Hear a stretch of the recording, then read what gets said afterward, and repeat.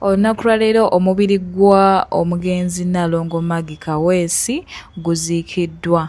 Jjukira Nnalongo Maggie Kaweesi yafa ng'ennaku z'omwezi 2 mu mwezi ogw'omusanvu 2026 era ng'ono yafiira wali mu ddwaliro e Mengo. Abatamanyi bulungi Maggie Kaweesi ye yali mukyala w'omugenzi AK47 era nga AK47 yali muganda wa Chameleone Palaso ng'ogasseko ne Weasel era nga naye yali muyimbi era nga yali dancehall artist.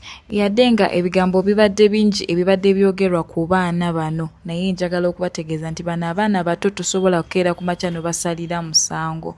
Buli muntu abako n'engeri gy'akungubagamu, naye ng'era tetusobola kukyerabira nti Nnalongo abadde mukyala ayagala ennyo abaana be era nga buli muntu ayogera agamba nti Nnalongo ayagala nnyo abaana be. Kyanaku nnyo nti omukyala ono atuvudde ku maaso era ng'olunaku olwaleero bamuziise wali eri e Butambala.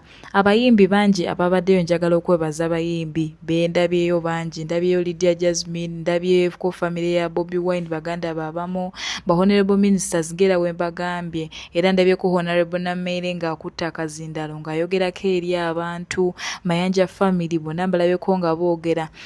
Tunakuwalidde wamu era nga sagala kwerabira.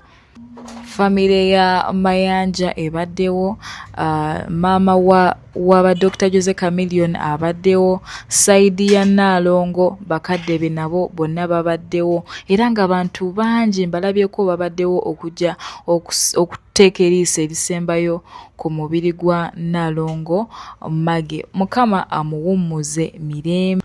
Tunyoleddwa nnyo era nga tetulina kyakukikolera kubanga Mukama yagaba era yatwala. Njagala okwebaza abantu bonna ababaddeyo mu kusiibula omubiri gwa Nnalongo. Mukama abawe omukisa, Mukama amuwummuze mirembe. Tunyoleddwa nnyo era nga tetulina kyakukikolera kubanga Mukama yagaba era yatwala.